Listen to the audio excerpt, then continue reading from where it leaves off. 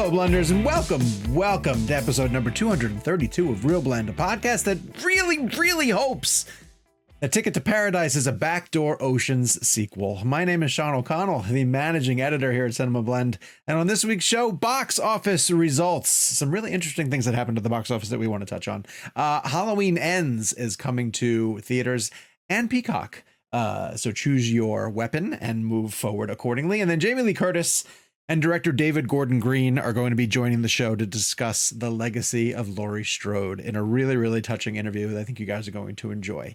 Partaking in that interview this week, as always, is Jake Hamilton of Fox 32 in Chicago. Hello, Jake Hamilton. Sean O'Connell, I love your shirt. Thank you. I'm mad at Jake today because he had great quotes from Daenerys. Settle down. The Rock. Great quotes from The Rock. Yeah. And he got them out fast, like any professional would do. And Jake went everywhere today. And then I ran my quotes right after, and they're not doing anything. You just posted them. Give him a second. I know. Let him breathe. It was a great interview. Yeah. Thank you. Blowing up. Thank you. The other voice that you're hearing is Kevin McCarthy of Fox 5 in Washington, D.C. Hi, Kev. How are you? Hello, Sean, Jacob, Gabriel. Great to see you guys, and looking forward. I mean, I'm very excited about this Jamie Lee Curtis interview on our show today. It was, and David Gordon Green, obviously, but it was really cool to have her for the final one. Pretty wild. You're going to see how chill David Gordon Green is in the interview, because I think that he realized like he just had to let Jamie Lee Curtis go. She was so into having this interview take place and chatting up Laurie Strode and the franchise that he just really sat back and was like the front row audience for her. Which like honestly, like he was listening to her, like in a way, like of course he's listening to her, but like he was almost listening to her in the way that we were. Correct. Yeah. Well, I want to say hello to Gabe Kobacha before we continue on too. Sitting in the producer's chair and keeping the show moving along. If you're watching us on YouTube, thank you so much for tuning in. Hit like and subscribe, turn on your notifications, be up to date with everything that we're doing here on ReelBlend. If you want to join the premium and get a free show on Monday, well, not a free show, an additional show on Mondays, head to the description down below and find out how you can get more ReelBlend in your life. It also comes with a newsletter that I write every other week. And of course, you get an ad-free version of the full show. And then we're available on a weekly basis everywhere that you get your podcast needs met. Sometimes it's the full show. Sometimes it's a bonus interview that we have done. But basically, we're always keeping things coming your way with regards to ReelBlend. And we have some interesting things cooking, too. So fingers crossed that we'll have some cool people on the show coming up soon. Like these guys. We don't want to waste any time. We have Jamie Lee Curtis and David Gordon Green talking about the final Halloween, the last Halloween that they're ever going to make. Miss Curtis, I want to start with you because Laurie is the ultimate final girl. She's the one who essentially launched the concept of the final girl. But very few final girls are able to explore a lot of the post-trauma emotions that you've been able to go through with Laurie this entire time. And in this one specifically, we see sides of her that I never thought we'd see. She's happy. She's at peace. Wait. Yes. She's not happy and she's not at peace. Oh, okay. Interesting. Well, you meet someone who's finally gotten some help. So I posit the idea that Laurie Strode in 1978 survived the massacre of Michael Myers and on November 2nd went back to school and got nothing and literally became the freak survivor and suffered all the survivor's guilt and all of the post-traumatic stress syndrome, which we didn't even call it then. We called it shell shock back in the war days, that she just got nothing, no help at all. And the 2018 movie that David conceived showed what the result of that was, which is a woman living literally, physically, spiritually, and mentally behind barbed wire. That she was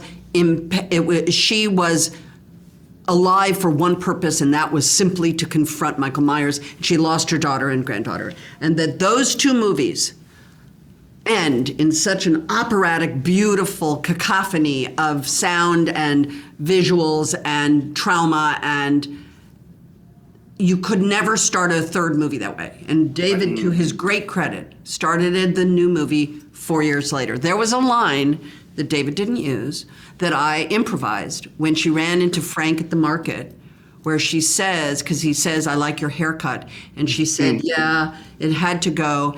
It's been 4 years. That's like fucking high school."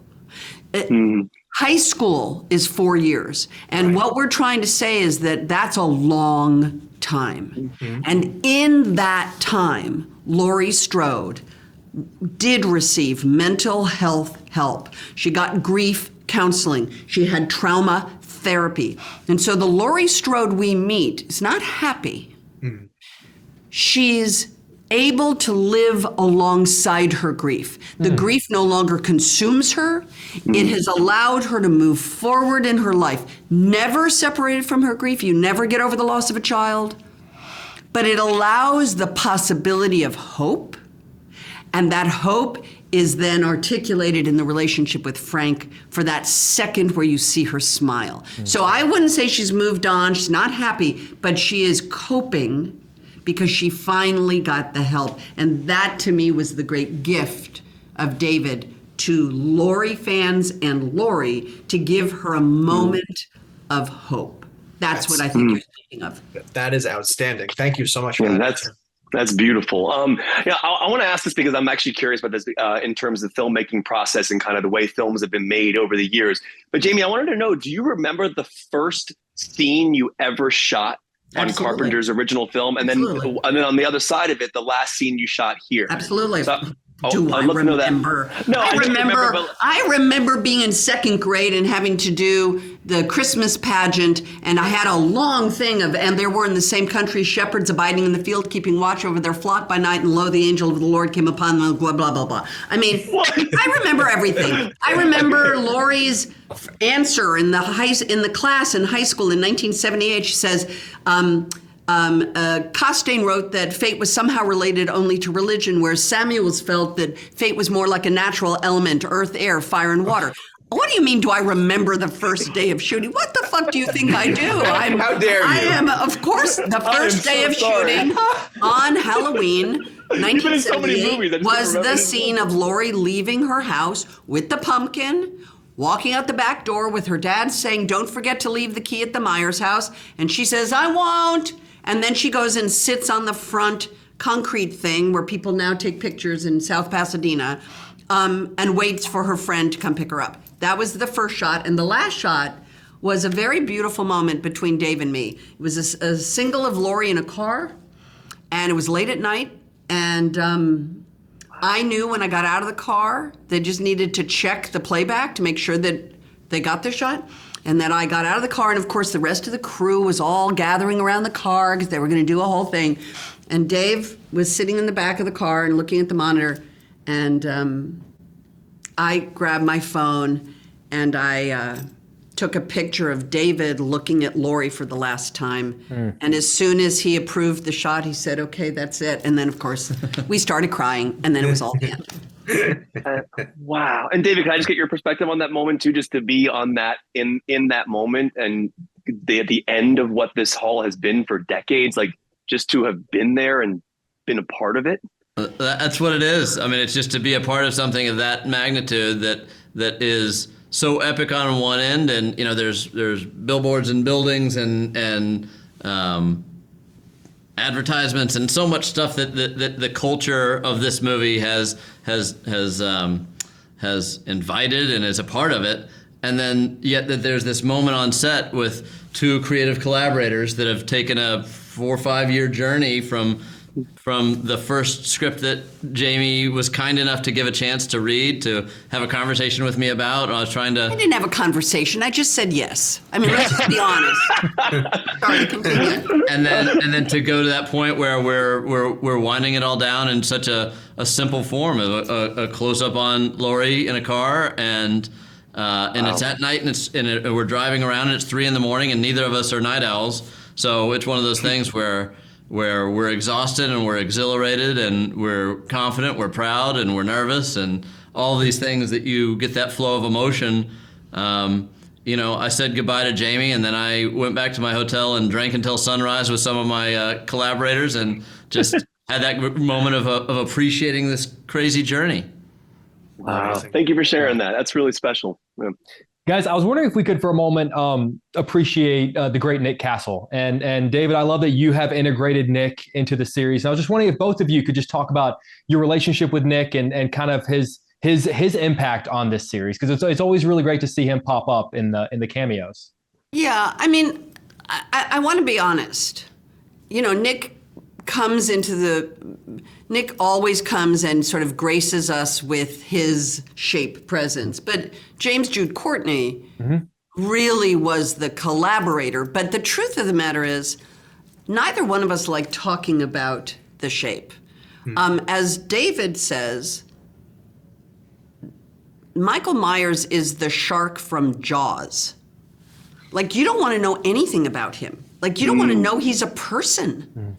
Like, do you want to know that the shark from Jaws has baby sharks at home? And, I do not. His wife's never thought about that. pissed off because he's out all night, and like Michael Myers is the shark from Jaws. Sure, he's a monster. That's how you ruin a character. It's like discussing it beyond that always makes me uncomfortable, because I don't fraternize. We don't. I take this probably way too seriously. That's probably why it's good that it's over for me, because I'm a little militant about it. I mean, obviously there've been moments, but I'm pretty militant about it. I want to keep the integrity all the way to this bitter end next Friday. Once the next Friday, maybe I'll have some funny stories. But up until that moment, we're trying to get audiences to understand that this final collision between good and evil is epic. And it happens in the movie Halloween Ends, created by David Gordon Green. And beyond that, any anthropomorphizing of the monster, I think, is a mistake. But adding on to the Nick Castle of it all, he's more than the shape. He's Nick Castle. He made a lot of great movies in his own right, and he reads every script that I write, and he's been a creative consultant that I turn to, and I show him drafts and get his notes, and they're really valuable. He comes to set, and he is this wonderful, almost a mascot of just cheer and support, and having him around is great. Before Halloween Ends, I had a conversation with him, and I said, I want you to retire the shape mask, because I think, out of respect for what Jim is bringing to the table, I want this to be 100% solo him. But I can't deny your I want to tribute you, and so can I do you a maskless? Can a maskless Nick show up in this movie? And then he said, well, what am I going to wear? You'll be at this party. I was like, I want you in some sort of Slim Goodbody type of anatomical outfit.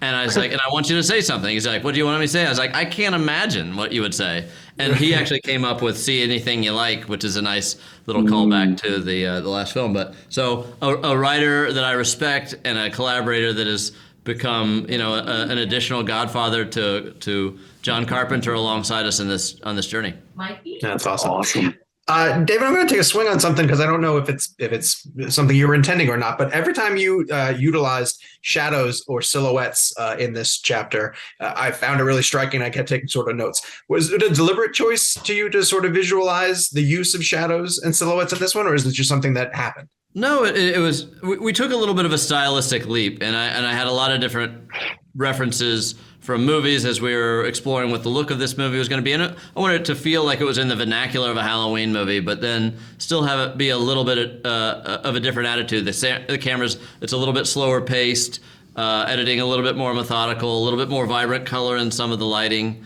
and things like that. And that brought in just the opportunity for shadow, even beginning in our cold opening sequence with Corey going up the stairs and shadows passing in the background subtly, giving us a little, maybe you missed it, maybe you didn't. Right. But these little whispers of things that are happening to give us a little bit of that paranoia as the audience. Jamie, we talked a lot earlier about how this is can be healing for people in terms of facing their demons. I love that line so much about, like, do I lock the door or let them in? I just think that's such a powerful aspect. But you have a line where you talk about this idea of, like, I am hoping with perspective that my experience will help others heal, which is a really beautiful line. And I was just curious, like, what people tell you or talk to you about in terms of their experiences when they watch Laurie go through what she's been going through all these decades in these films, but especially in the last two, and obviously they haven't seen the third one yet. But what do you hear from people that do people tell you that they're healed? Do they get healed by watching you go through it in a cathartic way, the character? So this really happened, and it's available, and you can see it. When we previewed the first footage ever seen in July of 2018, we went to Comic-Con in San Diego, Hall H, and it was packed. We showed, 10 minutes of assembled footage, not a trailer, but just a kind of a tiny drop of just for them. And then we did a little panel thing. Nicole Brown was the moderator, and Nicole Brown was the thing. We did a couple questions to each of us, and then we asked for audience questions. And first guy stood up. He was 10 rows back on the right-hand side. And he stood up, and he had a microphone, and he said, I was in a home invasion robbery. And what saved me was I thought, what would Laurie Strode do? Wow. And I want to thank you for saving my life. And he started weeping. And I started weeping. And I'm on the dais, and I walked down the stairs, walked up the aisle, and we met in the aisle, and we embraced. That was the first human who had come in any contact with the new films by David. And that was the response. That is a response I get a lot. I get the gratitude. Laurie Strode is the final girl. She is everything you want to believe about surviving. She's the final girl. She has persevered. She's never given up. She represents fortitude and all of these qualities people assign to me because I'm fucking Laurie Strode. It's this crazy thing where in 1978, if you look at the role, that was an acting part for me. I was sort of flirty, slutty, 19-year-old Jamie. You know what I mean? I was much more like Linda? PJ's character. Yeah. I was way more like her. Sure. Yeah. I was not Laurie Strode. Laurie Strode was an acting part for me, and I loved it because I'm an actress. And I don't want to play a version of Jamie. I want to play, I don't know if you saw Everything Everywhere All at Once. I don't want to play a version of Jamie. I want to play characters. But Laurie Strode was the first time I got to play a character. And so, but that girl who never got any help, the 2018 version is a lot more aligned with Jamie. And by the 2022 version, I think we have become what's the word I'm looking for, Dave? You can't separate us. Inseparable? You can't do it. Like we are woven together now. With the Gordian knot of Laurie Strode is unravelable. Laurie Strode is Jamie Lee Curtis. Jamie Lee Curtis is Laurie Strode. And together, it's a much more internal, integral character, much more aligned with me. And it's just beautiful that I get, my legacy in the world is that I never give up. And that's astonishing. Wow. That's incredible. Guys, they're giving us the wrap. We're completely out of time. We wish we had more. We're crying. That's outstanding. Thank you guys so much for joining us. We really appreciate it. Thank you. David, thank you for making these films, man. Thank you very much. Thank you, guys. God bless you. Bye-bye. Thank you so much to Jamie Lee Curtis and to David Gordon Green, as well as to our friends at Universal Pictures for hooking us up with that interview. Really, really special to get a chance to talk to them about landing the plane with this franchise, this iconic franchise, and to really, God, Kevin, I had to laugh because I know she was busting your chops in the most playful way possible about whether she remembered her first day. And then she's like spitting out lines from her Christmas pageant as an elementary school student. You're also going to notice my audio and my background are going to be very different because I was in New York for a wedding and I had to do the interview from my cousin's house because my family all got together for like the wedding was on Friday night. We did this interview on Saturday. And all of my cousins were outside the window looking in to see if they could see Jamie Lee Curtis. No way! And they obnoxiously were constantly like, you just bring Jamie Lee Curtis outside to say hello to all of us. Like, why can't you just bring her outside? But then also, Gabe will love this. I packed all my stuff to go up to the wedding, and I legitimately brought my snowball microphone, all of my cords, and not my laptop. No. So didn't have my tech with me, and I had to borrow one of my cousin's laptops. So when I sat down to work, I'm an Apple guy. I know how to do things on Apple, but he set me up on like this Dell computer, and I had to connect my headphones somehow. And I'm like texting Gabe for all the information. Would you do the junket for Halloween H2O? Basically, yeah. It's how I felt. If you try to do any work on someone else's computer, it's virtually impossible. Yeah. You only know your own stuff. Hey, Sean, do you know what a computer's favorite horror movie of all time is? Oh, shit. Let me think about this. A computer's favorite horror movie. Like any computer in general? Hellraiser. Oh, Jesus. Yeah, that was a little callback pretty from good. last All right, week. let's get this in box office chatter. I want to bring up the fact that audiences really are hungry for horror content now that we're getting into Halloween. And so that probably bodes really, really well for Halloween Ends, although I will be curious to see how being available on Peacock maybe chews into the box office. Well, they did Halloween it last year Ends. too for Halloween Kills. They did. Yeah, they did. But did it still open decently? I don't remember. I mean, it was hard to compare because remember when Halloween 2018 came out, remember it was such a big kind of like it was almost like trying to compare Force Awakens to Last Jedi. Like just that X factor wasn't there. You know, it was such a big deal when she came back that first time. So there was a pretty substantial drop, but it was a understandable, pretty substantial drop because I don't think anyone expected Kills to do with the 2018 Halloween. It was just, it would be an unfair comparison to try to compare the two. So it's hard to tell. Also pandemic, and also the didn't Kills go to Peacock and theaters as well? Yes. So I have the numbers: 76 million for the first Halloween, or 2018, just to give perspective.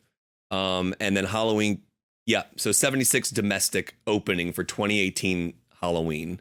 Domestic opening for Halloween Kills was 49 million, and just to give that clarification, that was also during the pandemic, and it had a Peacock release, but still did close to 50 million domestically, which is pretty impressive. And then so now, I don't know, man, with this year, with this current state of horror and the way these movies are all doing, like Barbarian and Smile, there's a need. Like I know we're going to get into this, but I went and saw Smile, and it was a bunch of kids, like high school kids who were like out of school for the day that went to. It was like, it reminded me of me when I was a kid. I was like, you go there just to see a scary movie because it's fun with your friends. And I'll bring that up as well too. Like PJ does not go to the movies that often, and he says like, I'm going to go with some friends to go see Halloween Ends when it opens. Cool. So because love that. It's like a taboo thing. It's like I don't know if taboo is the right word. It's like you're going to it because you're going to see something that's going to be shocking and scary, and it's going to like elicit a large response. And like I'm telling you, I saw it Smile on a Tuesday at 1:45 or Wednesday at 1:45, the week after it came out, and it was still crowded. And the majority of the people in there, I would say, were high school kids, no question. All right, and it's so an R-rated movie. Why were they not in school? I was wondering the same thing. Maybe it was college kids. Maybe we're just getting old and college kids. We are like getting old. Kids. That brings us to the fact that Smile in its second weekend made another $18.4 million at the box office, a insignificant drop essentially from its opening weekend. And it is now around $90 million worldwide. Final totals are still coming in as we are recording this. Halloween Kills, by the way, because we were discussing this, Halloween Kills worldwide total was 131, and Smile's already at 90. Which, now, and it's interesting again. And so what was the worldwide total for the 2018 one, Gabe? Because 255. Right. Okay. And I think it's an interesting because on a $10 million budget, man. Wow. True. And Kills was a $20 million budget, and it came out. Now Kills, again, still made a lot of money, but that was, and we are still in the pandemic now, but Kills came out like in the middle. Yeah, we should call it pre Maverick is what we should call that era. Pre Maverick. It was a different time for the pandemic, even, and we are still in it. Word of mouth hurt Kills a little bit. Like I think people saw Kills and said it wasn't that good. It's not that good. Well, let me ask you guys, because we were worried about, we're not worried, but we were contemplating what Peacock was going to do to Halloween Ends. What is Smile going to do to Halloween Ends? This means people have gone out and seen a horror. Like, do you feel like people are getting their horror quota? Like, I already went and saw Smile. I don't need to see. I don't know. I think October. It's October. Halloween has such a big following to it. So if you're saying any film is the end of the story that you're trying to tell, that curiosity factor is going to drag people out to at least see how are they concluding it. And we're going to give our review of Halloween Ends a little bit later on in the show, and I think you guys are going to want to hear that one too, because we have varying opinions on how the movie plays out. But just wanted to bring this up as a big kudos to Smile for being original. We gave a lot of love to the marketing campaign for it last week of how creative they've been by placing those people around at the baseball games. Are they still doing it? I haven't seen them do it. I know it's like the baseball playoffs now. Yeah, I would say we're going into playoffs, and I think they've kind of scaled back from that. Jake, I think I remember there was, again, I don't want to get too much in the weeds, but there was one particular viral moment for Smile. We talked about it last week, which was they were wearing these like bright green shirts, right? And there was that specific woman, she was a brunette. She was in that front row right behind the batter. I feel like I saw another video of her from last week doing something different with the same bit, and I don't remember where it was. They put her in a different game? I think I don't know if it was a game. It might have been like, I know I saw some people behind people in like television shots. I saw other things like Al Roker had somebody behind him at one point. I did see that. I don't know when those are happening or if those are old, but did you guys see Nathan Fielder at the Mets game? Rehearsal? Yes. That was a weird cameo. Yeah. And then he's hanging out there with Emma Stone of all people. So in Padres gear, which was no, she was in San Francisco Giants gear. Oh, she was in Giants gear? And her husband was in Padres gear, which I found to be really strange. I don't know who Nathan Fielder is. Who's that? Oh, he did a show on, he did a show called The Rehearsal on HBO. And then he also had a show called Nathan For You. He's like a comedian, but he does these high concept bits. Do you think if he played baseball, he'd be an outfielder? Without a doubt. Yeah. Yeah. All right, sorry. But Kevin, you're the only one on the show so far who's been able to see Smile, because like you said, you went and hung out with all the high school kids. So yeah. How was it? Is it good? Did it?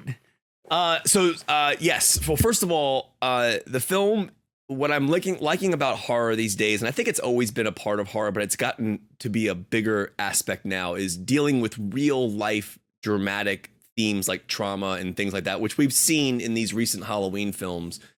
But this is a movie that I was kind of, just based on the concept of it, it's really disturbing, very brutal. But if you step back from it and actually watch it as a piece about facing your demons and doing those types of things, it actually resonates in a very interesting way. It just happens to be really disturbing. I mean, I don't know if you guys are familiar with the exact concept of it, but essentially it's like The Ring. Someone, in The Ring, you'd watch the TV and that meant you were going to die, 5 days later, whatever it was. So in this case, essentially the idea is some entity is within a person. That person then basically has a certain amount of time, and then they show up in front of somebody else, go into a creepy smile, and then commit suicide in front of that person. Gosh. That then passes the entity on to the next person, which I won't give anything beyond that, but there are like the drama of the film is how do you break that? And Saucy Bacon, who's Kevin Bacon's daughter. Saucy Bacon. Sorry. By the way, that's funny. I said Saucy because we were joking before the podcast about how to pronounce it and how terribly stupid it would sound if I said Saucy Bacon. So of course I said that. The joke got stuck. Yeah, it got stuck. So she's incredible in the film. A phenomenal performance, and the whole movie is really what you do once you have the information and knowing that that's inside of you. And so the whole film is kind of just this idea of like facing that drama, facing things in your life, finding out who in your life actually cares about you and who doesn't care about you. And I think one thing I really found interesting about it was there is something so horrendously scary about that smile, and they don't overdo it. And that's another thing that's really important to note here, because that could have been a real cheesy, over the top, like overly done. They really, really hold it for very specific moments. And when it's done, it is like you feel a pit in your stomach when someone's smiling like that, even when you watch the trailers.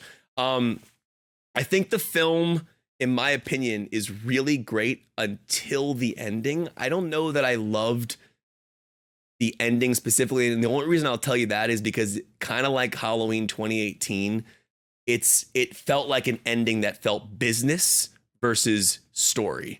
I think what they were trying to do is there, and thematically it works. I won't give any other details, but I just found that sometimes when you have a great film going and then I'm not saying it had to go where I wanted it to go.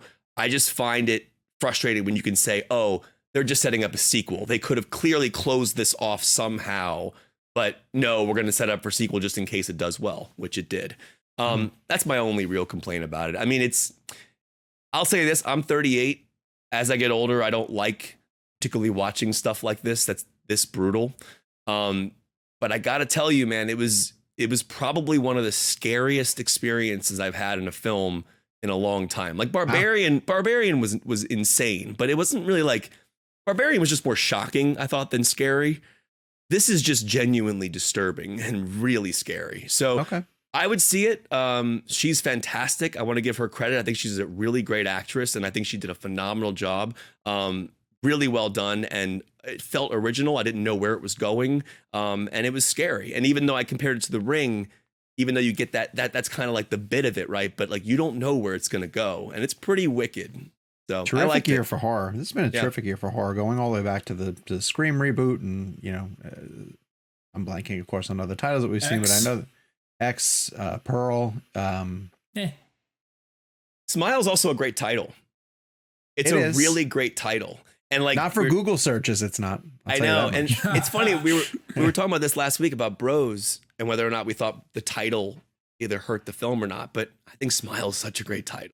Well, let me tell you another title that probably hurt, which is Amsterdam, because no one knew what the hell that movie was, and it didn't do very well at the box office. So Amsterdam is David O. Russell's latest film, star-studded cast. I mean, every celebrity you could think of under the sun made it into this film, and it opened to 6.5. I thought on an $80 million budget.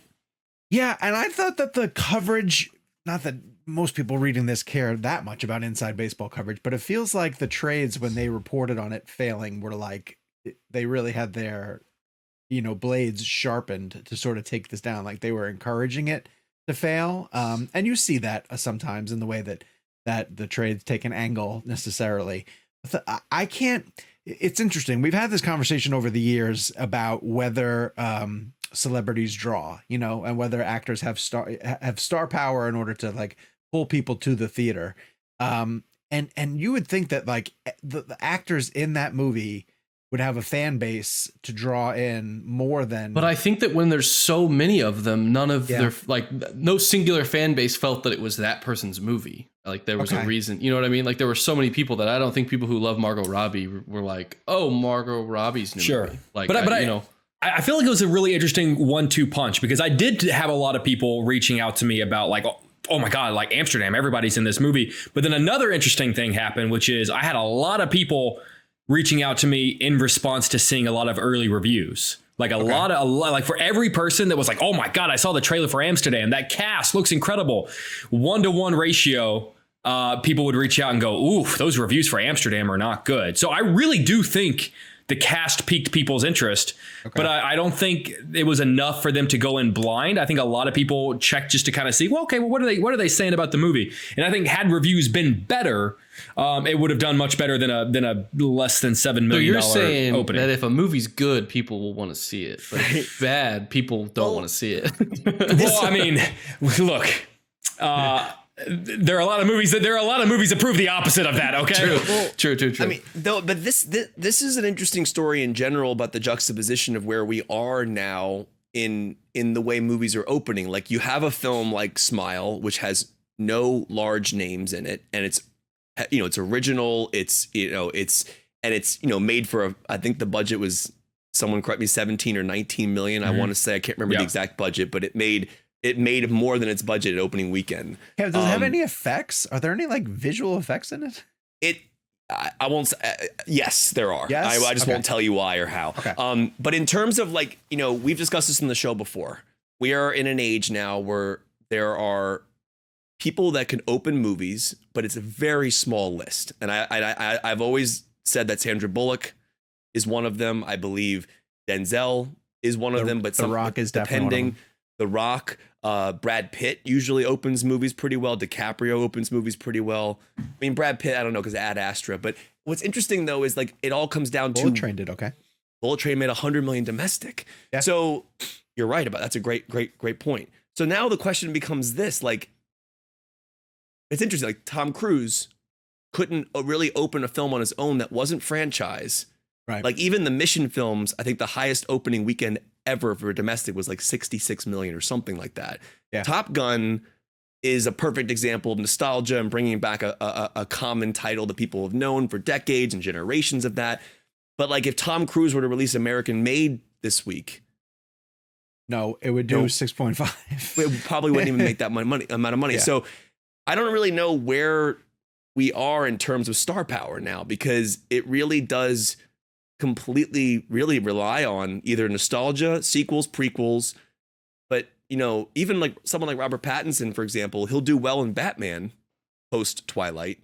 But his other films, like whatever the Cronenberg film he did and like the smaller films he did, I think he was in the James Gray film, wasn't he? The Lost City of Z. Was he in that, Pattinson? Yeah.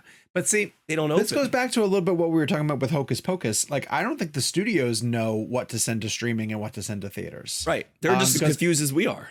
Amsterdam would have been a great movie to put on Disney Plus for 20th Century Fox and to have audiences find it that way. Yeah, but it's boring.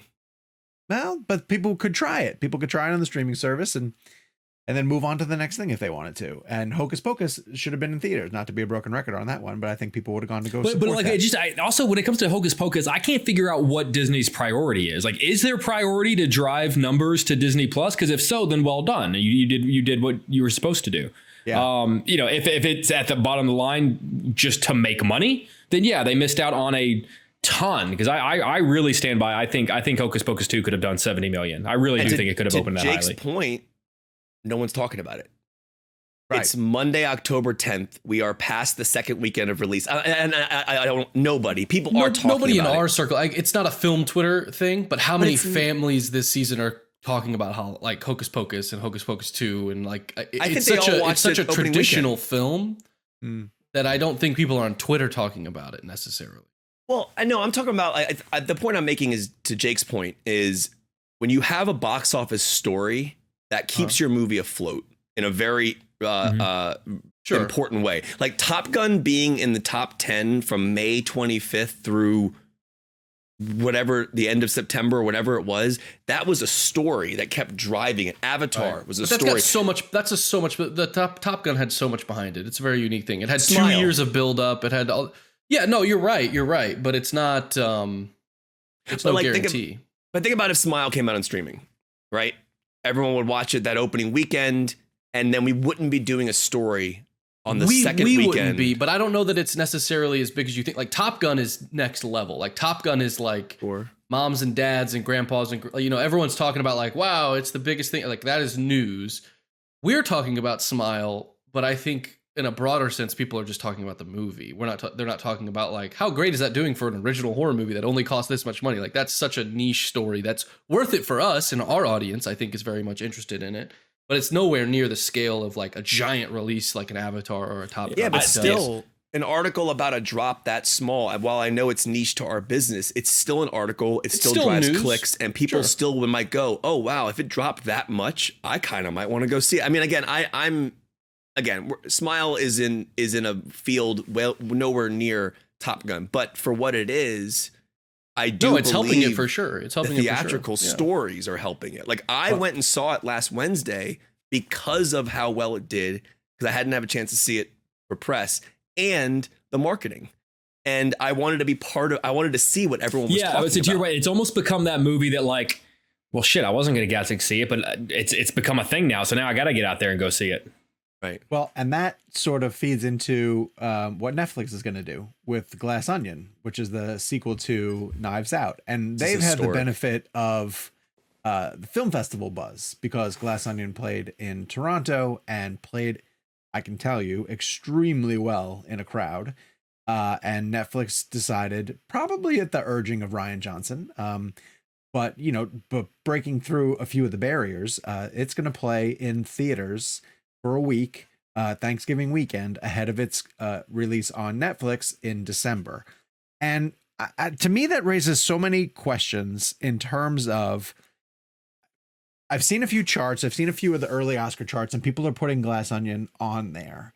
It doesn't play to me, and Gabe, you've been able to see, you were lucky enough to see it up there in Toronto as well too. It doesn't play to me like an awards movie, but if people got singled out for it, or if it made a Best Picture run, I at the same time wouldn't be surprised. It's a good screenplay. I could see the intricate screenplay. It's a terrific screenplay. Yeah. But what happens if it plays for a week in theaters and the first movie has a really, a decent sized fan base? There are people who are really looking forward to this, and it does really well. Like, do they extend it? Yes. You think they keep it going? Yeah, well, this is also historic because this is, I believe, the first time that a Netflix film will be released and be playing in the AMCs and the Regals, because they can't even screen in AM. Like I have a screening for a Netflix film tonight for a junket, and I got to go across town because the theater 2 blocks from me is an AMC, and they won't let them even screen their movies there. And the reason for this, obviously, for people listening, if you don't know, it's because Netflix doesn't honor the theatrical window that the theaters want, which is, prior to the pandemic, it was 90 days. I don't know if we're at 45 now. I don't know where we are. Everything's different, but some things are opening up at the same time. Like Halloween's, this proves it's shifting constantly. Right, but Halloween's an interesting one too because you're getting theaters and Peacock. So maybe the theaters are starting to go, okay, maybe we need to work with these streamers. But in terms of your point, Sean, it's actually a really good point, because so what is the time frame between the theatrical week and the opening of Netflix? It opens at the end of on Netflix at the end of December. Christmas, yeah. So it's a good 3 weeks, which is kind of interesting because it's such a spoiler. Not 45 days. It's a spoiler type of movie, and I mean, people, once it goes to theaters, I mean, the internet's going to go crazy with probably the spoilers and the ending and the surprises and things like that, which is something it's interesting they're doing it right then. I maybe would have done it like week of or a week before. I don't know how they would have controlled it, but I think it's fascinating. Maybe it is that maybe they're giving themselves room to expand, like they're saying. Like maybe if it crushes and people are like, oh, I really, maybe they will keep going. I hope that this is the beginning of what we've been saying on the show, what I've been saying on the show, is that I think it's inevitable that Netflix enters the theatrical business. I think that I think as Netflix has established themselves as this ubiquitous product and this channel, this TV channel that we have that people need for interesting content that our culture is talking about, they now need to make money. And I think that it's only makes sense for them to get into the theatrical business as a way to make money on the things that they're investing in, because so many of their competitors are releasing giant movies in theaters, making $1 billion, and then people are subscribing to their Disney Plus, streaming service. Like that's the model that I think our culture is getting used to. But also the movies come out on Netflix, like I've said earlier with Hocus Pocus, and again, it's not for every film, but it premieres. People talk about it, and then it's over. And then and Gray Man was like gone in a week. Yeah, you know what I mean? For sure. And that cost over $200 million reportedly to make. What's interesting, to Gabe's point, is what the deal will end up being, because Netflix paid what for Knives Out? $450 million? Was it $450? It was $450, and then they spent. Then it was $450 for the 2 sequels, and then they spent budget wise, I think it's another like double that. Like I think they've spent like almost $1 billion on this. So you drop Knives Out on Netflix at the end of December. It gets a week of like, hey, everybody loving this kind of thing. Where's the money being made? And I think, to Gabe's point, you're gonna really have to figure out a deal with AMC. Out toys. Yeah, but with AMC and Regal, you're gonna have to figure out a situation where you go, all right, what if we did a 30-day window, then went to streaming? Would you guys play in theaters? Would you play our movies in theaters? Would you do that? And there has to be, because Netflix, they can make so much money, and Knives Out would crush. Not every Netflix movie deserves a theatrical run. No. Maybe they just choose which ones. But that's what I'm saying. Like, who's going to make that choice? There are some filmmakers who are going to be. I'm going to play. Can I play devil's advocate for a second? No. Okay. Sure, go ahead. Why not? Look. Every podcast needs a devil's advocate. What are you talking about? We exist in a film bubble, and we exist in a group of people who love the theatrical experience and value the theatrical experience. A lot of people out there pay a monthly fee to Netflix to get content so that they don't have to go to the movie theater. Sure. So if they find out, Netflix is going to start making movies, but they're going to be out there for a month and a half, then they're going to go, then what the hell am I paying for Netflix? The whole reason I pay for Netflix is to get this content straight into my home when it comes out. I don't want to have to go to work and hear Joe, Mary, and Sally talk about it for a month and a half, but I'm waiting for it to, all the while I'm paying to just sit on my hands and wait for it to come out. Like, isn't the whole concept of Netflix to have stuff come into our home? Interesting. They have enough. People will have that conversation, but we're talking about maybe 3 or 4 releases a year that's gonna be the case. That's you just do but there's going to be the 3 or 4 films that people are most going to want to see. But I don't think it's gonna kill Netflix. Is my point. Netflix is killing itself. Yeah, I think they've built themselves to a point from their content, from the TV shows that people want to watch. The movies, I don't think Netflix really sells its movies. Dahmer is where they're making their money. I don't think that. I don't think that people are like, I'm here for the Netflix movies. They're there for the Netflix series. And I think that if they can put money into movies that can only exist in theaters because it needs that model to make hundreds of millions of dollars, they will benefit from that being the exclusive platform where you can watch it at home. I'm still amazed. And Netflix is not going to put it on iTunes or you're not going to be able to buy their movies from other streamers. Most likely, I would imagine. Like, they're putting stuff out in theaters, giving it that giant boost for 45 days or whatever, getting that cash flow, entering the business with theaters and all that stuff that comes with it. And then they are the exclusive platform for these things. Because Glass Onion is them trying to have a franchise. Glass Onion, they spent $450 million on it because they want a franchise. They spent as much money as they did on Gray Man because they wanted the Marvel guys to build them a franchise. Like, they want to be in that business, and they're not. They're in the TV. They're in the TV business at the moment. Well, what's interesting though about box office though, in terms of like Knives Out, it's an interesting thing. Like, to Jake, to your point though, I feel like most people don't think about release dates like we do. Like, my parents would just go, oh, I'll watch Knives Out on Netflix at the end of December. Like, they're not going to go, oh, it's in theaters, I want my money back. Like, I don't think a lot of people think the way we do, because most people have gotten accustomed, at least for years, for people who didn't go to the theaters, they would have a movie come out in theaters. They go, oh, I'm going to wait my 90 days and just wait for it to come out on home video. I think that Netflix is already pushing so much content, to Gabe's point, that it wouldn't even probably register with people that, people don't even know, most people don't even know Knives Out's a Netflix movie. I was just going to say, most people don't even know what studio a film belongs to in some form or fashion. So that's probably what it's going to boil down to. But I saw this today. This kind of made me kind of go, huh? I was looking on Twitter. Do you see Barbarian is coming to HBO Max before it goes to Disney Plus? Is it really? I don't understand. It was really. I mean, has Disney Plus started that adult content portion of the app yet? Deadpool's out. Yeah. Barbarian's Fox, right? Yeah. It is Fox, but Disney released it. Yes, but it was Fox. It was Fox, the sub label or whatever. Yeah. Yes. They had a streaming deal with HBO Max. Oh. And so that's I think from what I read, that's one of the last vestiges of the merger that's still murky, where that was weird. HBO has the rights to these because of whatever they've invested. I was like, why? So is they that get HBO? it for a certain amount of time. Yeah. It was one of those weird, messy things that doesn't really make sense, but it makes sense when you realize that these two giant companies were merging, and that's unusual. It's my confusion, think about that level of confusion, and then think about the average moviegoer. But you're confused because you know how the business works. Most people go to Google and they type in Barbarian streaming, and they just go to whatever button comes up. That's the point I'm making to Jake's point, though, is like, I don't think people actually understand, or no, this is not to like belittle anybody. It's more of like, I don't think people just go, oh, that's a Netflix movie, it's a Disney movie, it's an HBO movie. People don't think like that. So like, if Knives Out has a weak theatrical engagement, no one who has a Netflix subscription is going to be like, wait a second, they're cheating me on my money. Again, I think that, not to keep selling my point, I'm not trying to get a job at Netflix, but take me if you want to pay me millions of dollars. But to put a finer point on this before we move on, I think that is the benefit of them entering the theatrical business, is that they will have all this big talk, public discussion around them, and people will go to their phone and they'll say, oh, that new movie's coming out. When can I watch that at home? If there's someone who just wants to watch it at home. And what they'll be told is, you can watch it on Netflix. And they go, oh shit, I already have Netflix. Great.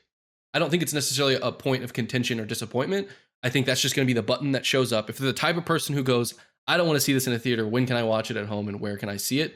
They're just looking to see if it's on Amazon, if it's on HBO, if it's on Disney, or if it's on Netflix, and they'll be happy to wherever it is. But Netflix is gonna get that attention because it's in theaters and people are talking about it for weeks on end. The takeaway of this conversation is that everyone listening should go see Glass Onion in a theater. Yes, that's also I want to. Yes, please. It's so good, and we need the support. This movie is so stupid good. That and the script is so smart that lines of dialogue get applause breaks. It's just fantastic. And so personally, I'm thrilled that it's getting a theatrical release. Oh, this is huge. I think that that's how it should be viewed. I love that it's dropping in Thanksgiving weekend when a lot of families are looking for something to go see. I'm not saying rustle up the kids and go see Glass Onion, but aunts and uncles and cousins and people who are just killing the time and want to go older to the theaters. Kids. I would say older kids, teenagers, 100% for sure. I got to ask, 12 months ago, where was this love for Finch? Let's get Finch in a theater. You're right, because it's a great movie. Jake's right. I think about that a lot. Yeah, where was the theatrical release for Finch? I think about that. I think about it all the time. Where was Finch's Oscar run? I asked The Rock about that on Saturday. I was like, Rock, why do you think Finch didn't come out in theaters? Kevin, that's a great question. It's a great question, Kevin. You really know your stuff, Kevin. Kevin, I'm glad you asked that. All right, let's take a break, throw it to an advertisement, and come back on the other side with the reviews of this week in movies. And we are back. Okay, so a couple of movies that are opening in theaters this week. One is going a little bit wider, and so we want to throw some attention onto it. And that is Tar. But before we get to that, I just want to mention that there's a movie called The Curse of Bridge Hollow. That is going to Netflix, and you guys can watch that if you would like to. There, we have no clue what it is. Sounds like a family movie. If you have kids, turn it on, screen it for them. Let us know what you think. Head to the comments down below. Give us your review. But Tar is Cate Blanchett in a movie with an absolutely god awful title, and a mysterious marketing campaign. Because I've watched the trailers for this. I'm the one who hasn't seen it yet. Kevin and Jake have both seen it. So maybe the title makes a lot of sense, but I have no clue what this movie is about. It's her last name. Is it her last name? Her name's Lydia Tar. It's like calling a movie Joker. You could tell because in the trailer, his name's George Joker. George Joker. You know what I mean? It's just a part. It's just someone's name. Is what I mean. Okay, gotcha. Hamilton would have been a good example. So this is based on a real person. There you go.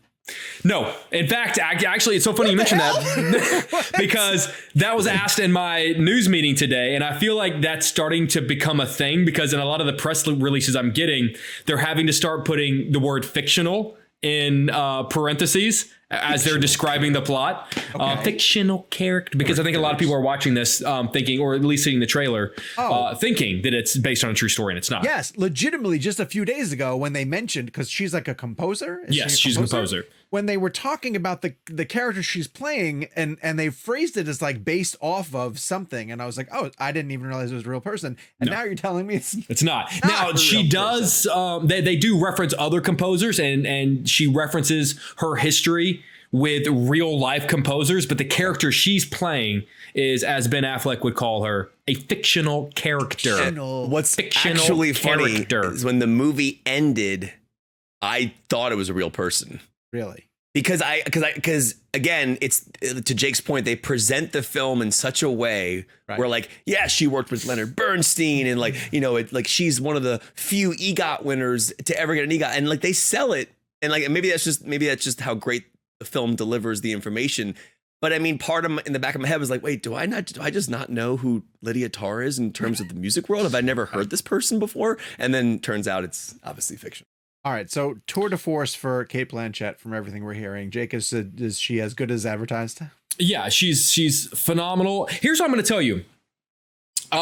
You mentioned having seen the trailer. Yeah. I also had seen the trailer. Kevin had not. The trailer, while great, is, I think, an incredibly misleading representation of what the film is. So much so that about halfway through the movie, and even once it was over, I kind of had to detach myself from what my expectations were based on the trailer and reattach myself to the reality of what the film was. I think the trailer, at least the one I saw, presented what to me was sort of what's like kind of a black swan kind of psychological thriller. Yeah. And it's not that. It's not.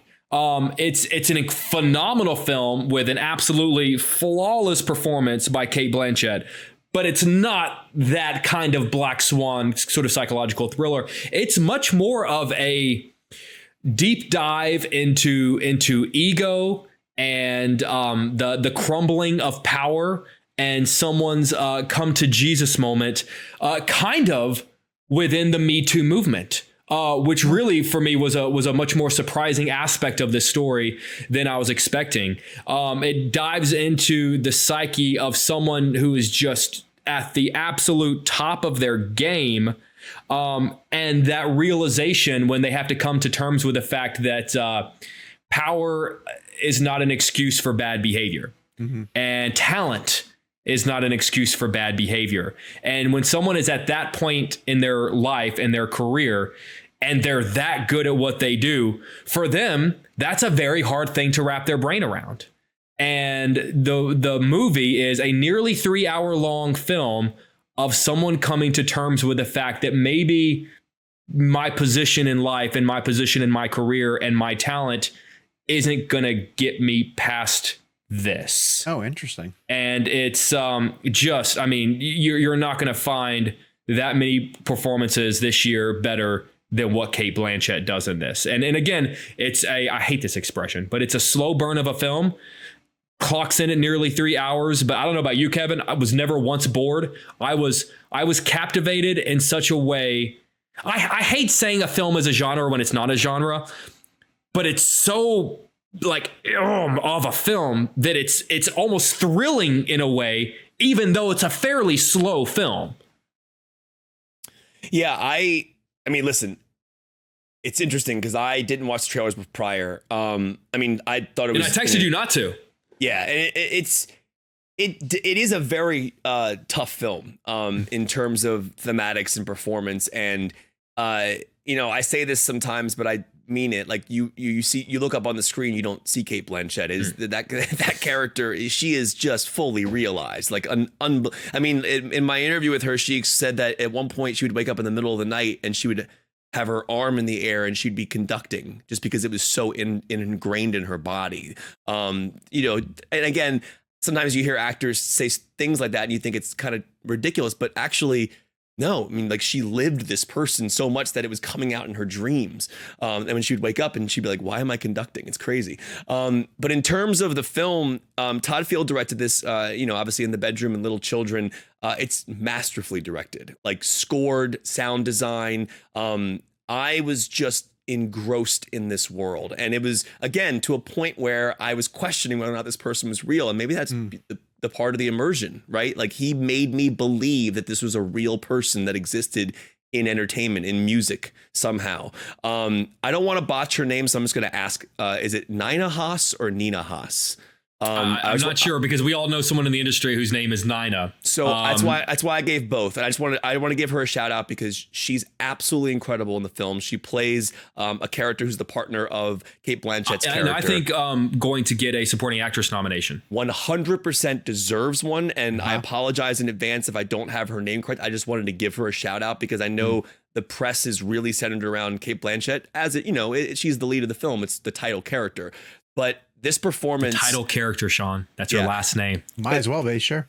But I gotta give her credit. She plays Sharon in the film, and basically in the film we learn that they're together in the film and they have a child together, and that whole push-pull with her going home after the drama she experiences in the conducting and in the music world, those to me are some of the best scenes in the film. And I hope she gets nominated. She's phenomenal. I think she will. It was a performance that I didn't really, I was just like, I walked out. I loved Cate Blanchett, but I was like, oh my God, who was the movie doesn't work if that performance and that character is not as fully realized as it is. Yeah, and honestly, I'm not too familiar with her work. I was looking at her IMDb, but I just wanted to give her a shout out because I do believe that she's going to be in the running. And you're going to see her name, especially with Michelle Williams out of the supporting actress category. I feel like that category is now potentially a lot more wide open. Yeah, and this is also one of those cases where her performance is so important to what happens with. It's funny, we were talking about this a couple weeks ago. I think we were doing Ethan Hawke. Or we're doing, how did we get to Ethan Hawke? We were talking about Ethan Hawke for Training Day. Oh, Oscars. We're doing the Oscars thing. Yeah. And I was talking about how I feel that his performance in Training Day, Ethan Hawke's performance in Training Day, was so important to what Denzel delivered. Not taking away from what Denzel did, but those scenes work so much better than, because Ethan Hawke is the scene partner. And I think, Cate Blanchett has a lot of scenes without this character, Sharon, but when she's in those scenes, that to me was the strongest material in the film. So I thought it was fantastic. I think there's a lot to be said about going back and taking a deep dive and pulling this movie apart and figuring out what's going on here, what's happening here, what's real, what's not real. But it is a lot to do with troubled artists that have done things, and whether or not you can accept their art. There's a lot of interesting thematics that I think in this film that are very deep. And to be honest with you, he built this whole world. It's incredible. It felt just so real. I felt like I was watching a real documentary about whoever Lydia Tarr is. Okay. It was pretty wild. So it's opening in some more of the major cities. It did a New York and LA sort of deal, and now it's going into some of the bigger markets, and then it's going to go even wider later on in the month, which is when a podunk market like Charlotte might end up eventually getting it. So I just picture that we're doing this deep dive review of this powerful film, and then we're going to cut to Gabe, who's going to go, anyway, here's Wonderwall. Sean, do you not have a screening set up yet? No, I do not. I see it Wednesday. I'm very excited. Which is crazy because we are the Tar Heel State. So you would assume that they would pretty good. Sean's going to see and go, this isn't about North Carolina at all. Not at all. That's funny. All right, so let's get to Halloween Ends, which is David Gordon Green's conclusion to a trilogy of films that he has made, which is miraculous to me because they are 3 films that do not fit together in any way, shape, or form. I think that he's told 3 very distinct stories that happen to be set in the town of Haddonfield, and I kind of admire him for that.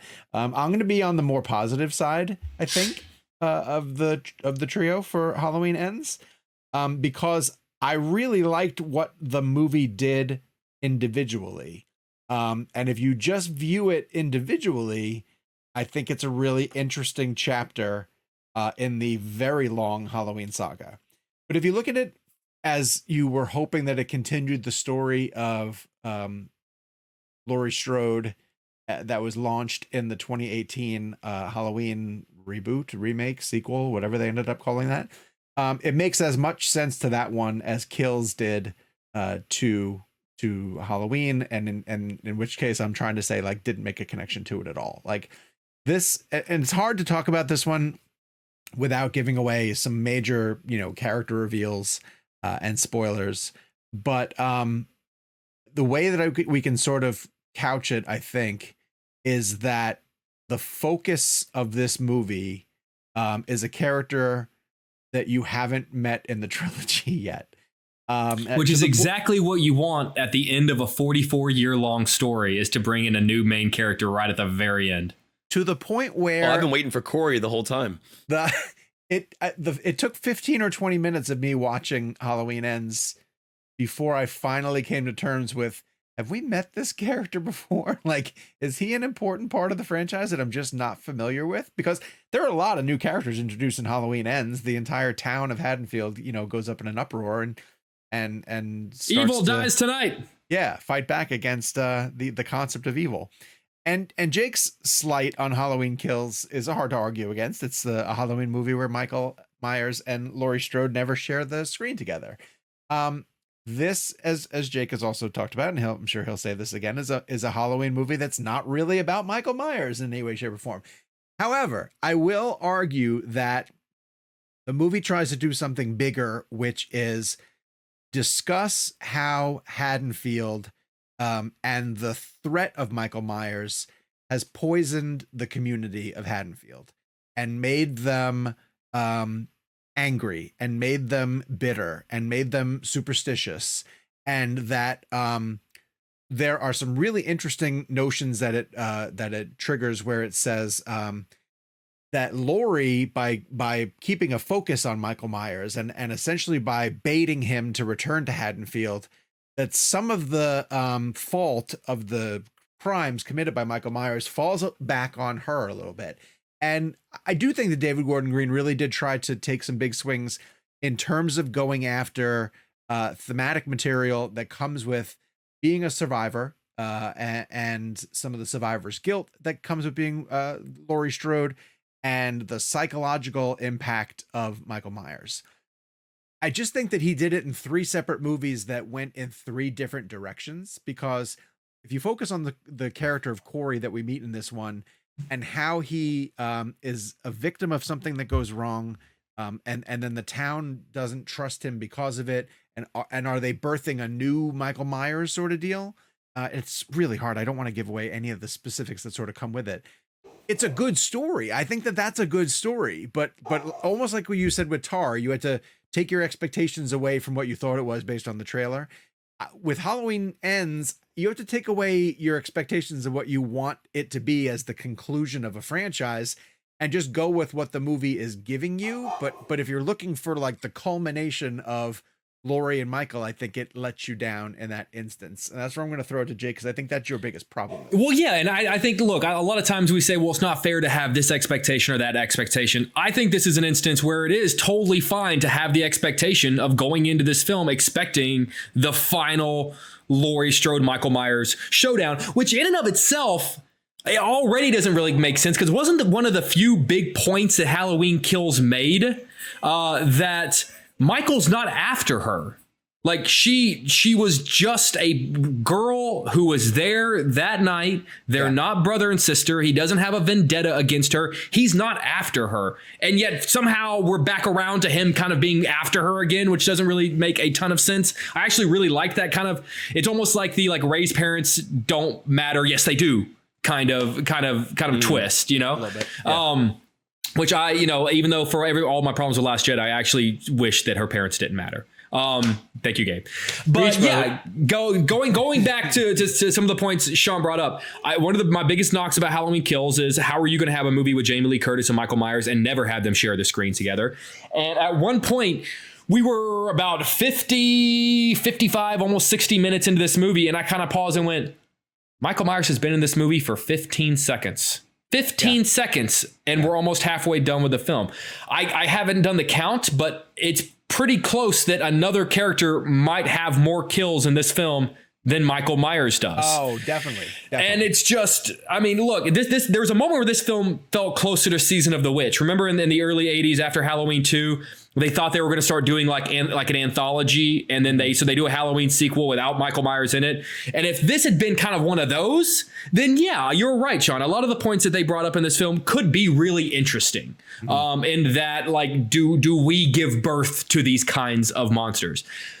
But it is fair that fans' expectations coming into this film, a film called Halloween Ends, that it's supposed to be the end of a 44-year journey. And for them to just say, well, the end of this 44-year journey has nothing to do with the rest of the 44-year journey. I think it's fair that expectations are brought in, and it's fair that people are angry based on those expectations. You know, weirdly enough, had this been the plot of Halloween Kills, I would have been a little bit more intrigued, because it would have been sort of like, oh, maybe they're setting it up with this idea of like evil's always going to be around, whether it's Michael Myers wearing the mask or not. Sure. I'd been much more forgiving of this plot line and almost intrigued by it if this had been the chapter 2 of the 3. Yeah. But it's not. It's not. It's the end.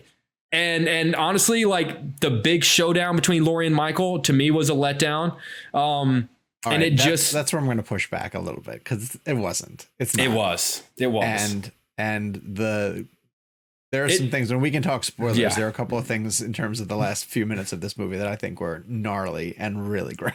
Really great. All right, that's why I'll stop. As a fan of 80s slasher movies, and even I know the original was 78, but as a fan of this period of horror, this is my favorite period of horror. Incredibly disappointed in how this wrapped up. Kev, where do you fall? He's like, actually, to go back to The Last Jedi. Yeah. Well, okay. Well, I mean, again, I said this before, but I still have a problem with the way the 2018 film ended. Again, it's that business decision versus story. Let's just keep them alive so we can make 2 more movies, because I think the ending of the 2018 Halloween would have been perfect. 3 generations of Laurie Strode's family. Perfect. Over him in a burning basement. Yep. Boom. Laurie, her daughter, and her daughter's daughter. Yes. All kill Michael. I mean, it's literally it's a perfect ending. It's perfect. And then they go, oh, no, he's still alive. And we'll make 2 more. And again, I know that was the plan. I get it. And I know the business that we work in. It makes sense. And that's also just the genre. I get it. But that ending would have been awesome. And honestly, I think you could argue that like maybe that's the point he was trying to make. Like these people don't get a perfect ending. This is a messy, scary thing. Like maybe there's more to it than that. I mean, to Gabe's point, though, he's not wrong. I mean, the themes of trauma that go throughout these other 2 films are key to that, because we know that her daughter dies in Halloween Kills. So Gabe's not wrong. I mean, there's definitely thematic and story reasons they did it, but I don't agree with it. That being said, this one so Halloween Kills is awful.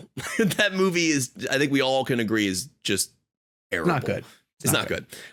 So anything I think in this franchise could be better than Halloween Kills. I actually do like the final fight. I think the final fight was cool. I do not like the character that is intertwined throughout this main story of like, and I don't know how much we're getting into about what that character does, but there's essentially that I'll leave it alone. But basically, there's as the guys were saying, there's a character that is kind of, it's more about this character than it is about Michael Myers at times.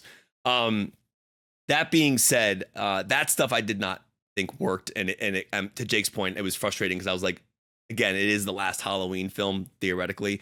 You want Michael Myers, and that sounds so weird. It's like, oh, we want the killer to show up, but I mean that is what Halloween is, And I think, to be honest with you, I think him and Laurie could have had 2 fights, maybe like a midway fight. And then a final fight. I don't know. But this is not a spoiler. The final fight is in the trailer. You've seen it. So it's like not what happens, but you've seen pieces of it. So I think what's interesting about this film is what I actually like about it are the themes, the trauma themes, the facing your demons is a line that she says that I think is really important about, like, do you lock them outside or do you let them in? And I think those ideas about, are the elements controlling you or are you controlling them? Those are all things that really resonated with me. And that's kind of what I spoke to her about in the interview. And those are the things that I actually found fascinating. Like, as you take a horror film and you can play with actual themes that make you question elements, that works. And I think that's what David Gordon Green did good with these films is that trauma aspect, and is that domino effect of what it does to people and the families and the towns they live in. He was definitely way more interested in that that is way more interesting than anything going on with the Michael Myers storyline. I mean, I know he's tied to all those themes clearly because that's the whole point of the movie. Sure. But it doesn't, it to Jake's point, I don't know. Listen, when you go in to see Halloween Ends, you want a Halloween movie. You want it should, I think this could have been just a classic throwback. You deal with the traumatic themes, but just like, you know, and I think it would have been really cool if they played around with like an idea of like, I don't know, doing some similar things they did in the first one, in the original. But you know, there's something to be said about the way Jamie Lee Curtis performs the end of this character and kind of what we're seeing in this film. I think she's so great in the role, but as she told us in the interview, in these movies, it's kind of become to a point where like her and Laurie are essentially the same. I mean, not what they've dealt with, but they're one of the same in terms of like, there's a catharsis that she achieves from playing it. And so, I mean, it's interesting. Like I didn't hate the film. I didn't necessarily dislike the film, but I was underwhelmed because it, you know, I think after Kills, we were all a little like suspicious about how this is going to be. And I was kind of hoping they would just bring it back to that classic Halloween feel just to kind of give us that closure. Yeah. Which is kind of why I thought the 2018 one would have been great if they had just ended it there. But that's a whole nother discussion. So I'm kind of in a weird middle ground with this one. It's so much better than Kills. So I mean that already amps it for me. I just don't know if it's better than the 2018 one minus the ending of that first one. So I don't know. I'm kind of like a. But would you recommend it? Because I would definitely recommend people check it out. Here's the thing. I probably wouldn't recommend going to a theater to see it. And I'm a theatrical person. I just think that you may be disappointed if you leave your house and spend a lot of money to go to a theater. I think Jake would agree. Jake, I don't know. Where are you at? Ew. I mean, Jake, I don't think. Look, it's one of those weird things where it's like, who am I to tell you? Like, it's the end, so you probably anyone who's interested in this movie probably wants to know what happens. So in that sense, like, watch it just so you know, but don't watch it and think you're going to enjoy it. But Jake, if you were reviewing the movie on TV and your anchor was like, should people go to the theaters and pay for this? What would you say? No. Right, and so you have the Peacock version, and it's tough because. Yeah, it's like I wanted this to be a home run, and it's kind of just like a single steal second. I'll be curious. You don't with his baseball references. This guy, I don't know. Kevin, he's not even sure what he just watching the postseason. I love it. All right, well, this transitions us into this week's blend game, which is keeping the Halloween talk going. We played hashtag Halloween sequel blend, and similar to Kev, I'm not a huge fan of the Halloween franchise. I think Carpenter's movie is really good. I like Halloween 2 for what it is. And then I think it's a tremendous drop off from that point on. And I can't think of any of the ones beyond that I necessarily like. Even the one that people sort of give a pass to, which is H2O, fell in that late 90s, early 2000s 98. when that one came out. 98. Yeah. Where all the horror movies kind of had that Kevin Williamson vibe to them. They all wanted to sort of go after that tone. And I feel like they shoehorned Halloween into it. The supporting cast seemed to be a little bit out of like central casting for people who were popular at that time. Josh Hartnett. And yeah, right, exactly. So my choice for that, it's might seem obvious, as the 2018 reboot. To me, it's the best that and the closest that the franchise got to. It's almost like what people hoped Rob Zombie's Halloweens were going to be, which I hate Rob Zombies. But it's like we're taking the concept. I didn't mind his first one. We're handing it to a director that has a vision, you know, and he's going to execute that vision very clearly. And I think David Gordon Green stepped in. I thought he was an unusual choice to make the movie. It's not like he has a horror background, but I think and then he co-writes it with Danny McBride, which also felt like what are we for real? But then they did such a great job of that angle of Laurie is really, really interesting, particularly in 2018. Of here's a woman who has had to live with the weight and the trauma of this boogeyman, essentially, and she's going to be prepared if he ever comes back. To the point where she's isolated herself from her family at the expense of having to be ready in case her greatest fear should resurface. And that's a really great way back into Halloween. But then that first 2018 movie did what I think you guys really wanted Ends to do, which is embrace the concept of on Halloween night, Michael Myers is, stalking his way through Haddonfield and taking out people in incredibly violent ways.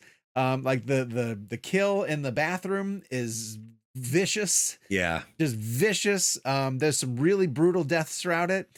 The scene, we watched Halloween Ends for the first time in Toronto. I sat next to Kevin, and there was a moment where I actually talked back to the screen in a way that I've never talked back to the screen before, which is Michael Myers walking through a house. He picks up a knife off of the kitchen table and he's heading into the living room, and you hear the sound of a baby crying somewhere in the house. And my sick mind thought, oh my God, we're going to have to watch Michael Myers kill a baby. And he doesn't. He walks right past the crib and keeps moving. But when the baby cried, I said, oh God, no.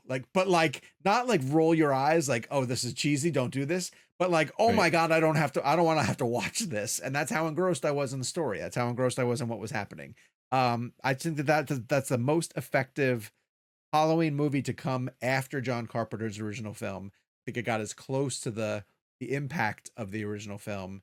And so, I'm disappointed that the two follow-up movies didn't build on that, but I hold the same belief that Kevin says, that they had a perfect ending, and had they kept to it, it would have been fantastic, and we would have had a tremendous Halloween movie that we could have said, this completely bookends. You had Halloween that opened it and Halloween that ended it, right? And it would have been just a great body of work that encapsulated everything. Here's the box set, put it on your shelf, and enjoy. So, Kev, where are you going? I'm gonna do the same because and one other thing I wanted to point out about the new Halloween that I did like was the opening. I thought the opening scene was pretty wild. Oh yeah, awesome. I'll cop to that. Yeah, and that's kind of why I'm like so middle ground in that movie, because there were things that I dug. It's probably the opening and the ending that I really liked about that movie, if it makes sense now. All right, in terms of I have to go 2018 because outside of the book-ended ending, which again, I loved this idea that it was Halloween, and then again, my idea of that would have been kill them off with the Strode generations, but I didn't get that. Outside of that, I think that is the strongest of the three. Just because it's probably the most Michael Myers Halloween-esque film of these three. I'll be completely honest with you. I grew up watching the original Halloween. I don't even remember really 2, 3, 4. I remember seeing H2O in theaters when I was a kid, and Resurrection. I don't remember liking them particularly. So I have to be specific in saying that it's been a long time since I've seen any of those except for the original. So my mind is kind of more in the fresh aspect of these current three, and we've been doing press for the three. So they've been in my life since 2018 in a very, in my work. So I got to give it to that one. Because I do think that it was, one of my biggest complaints about modern day horror is the violence. It's just so brutal and disturbing. Now I'm not saying the original wasn't, but it was minimalistic. It was less deaths, less gruesome, still scary and still disturbing, but it was done in a very different way than I think a lot of these films are now. The bathroom scene that Sean's talking about, that's kind of what I'm talking about. It's just a little brutal for my taste, and I know that that's what these movies are, but so I mean, I know it's kind of a long way of saying I guess the 2018 one, but I don't really have a real personal feeling about this particular blend game. Jake, you are our horror expert. I like horror films. Someone who goes back and rewatches these films on the regular. Do you? I have a right to my right. I have a signed Nick Castle shape mask. Do you like the Halloween franchise? Very much so. I love, some more than others. Like here's what I'll say. In terms of like the Holy Trinity, my least favorite. Okay. I actually think the quality. Excuse me. I actually think the quality of the Nightmare films is the highest. So much so that like some of the sequels are among the best. The Friday films are fun and ridiculous and also get better because they slowly turn into what people think of when they think. I mean, I think, people forget that, Jason's barely even in, he's not the main killer in the original. He doesn't even get the hockey mask till part 3. He wears a sack over his face with a cut out of his eye in part 2. So I think that's a fun series because you can see it evolve into what it is. The Halloween films are what they are. So it's my least favorite of the 3, but I still really like them. And my favorite in terms of the sequels is the 81 sequel Halloween 2. Okay. And the reason I really like that one is, no, it's not directed by Carpenter, but it is written by Carpenter. And you've got, obviously you got Jamie Lee Curtis coming back. You've got Donald Pleasance coming back as Dr. Loomis. And it really does feel like not like, no pun intended, because clearly it's a part 2, but it really does feel like a part 2 to the original. Like it picks up literally seconds after the original leaves off and follows Laurie into going to the hospital after everything that happened, after being attacked and everything. And it feels, it's not to the same quality of the original, but it just feels so much like they almost like they filmed them both at the same time and then just cut them in half. If you were to watch them back to back and think of them as like one story in one movie, you'd think to yourself, well, that movie kind of went downhill in the back half. But it's to me, it's the closest that anyone has ever truly gotten to capturing that spirit of the original. And yeah, I agree with you. I actually really do like the 2018 Halloween.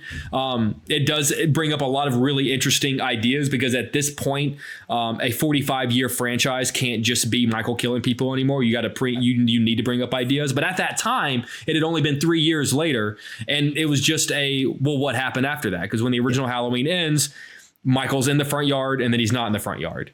So where'd he go? And it's a really fun. I think people forget that there are answers to that. I think a lot of people think that they've seen part 2 or maybe haven't seen part 2, or it's been a long time since I've seen it. So I would recommend, if it has been a hot second and you've seen Halloween 10,000 times before, I know a lot of people are press and play on scary movies in the month of October. Do yourself a favor, like go watch the 81 Halloween 2, or if you're going to watch Halloween, the next night put on Halloween 2, and you'll be kind of surprised at how much it really does feel like how the Carpenter's Halloween kind of just kept going. And again, he wrote it. So he gets a say in terms of what happened to Laurie after that original. So I really, really, really like the 81 Halloween 2. All right, there you go. We still want to hear your picks for Halloween sequel blend, so send them to us using the hashtag. Next week, we're going to keep it in the horror genre. We're going to do something really fun called Found Footage Blend. Oh, hashtag fun one. Found Footage Blend. So let us know your pick via email. And the new VHS comes out next week, right? Yeah, VHS was it 99? Yeah. Oh, I'm so excited. I love the VHS films. Which we should have talked with Bruckner about that. I didn't think about that.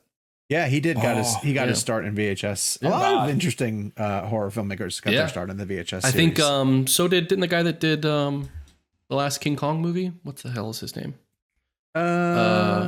Peter Jackson? You're talking about the guy with the beard.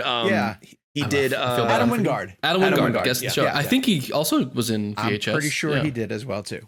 So send us your picks at ReelBlend, ReelBlend at cineblend.com, or you can use hashtag FoundFootageBlend. We'll be back with a brand new show next week.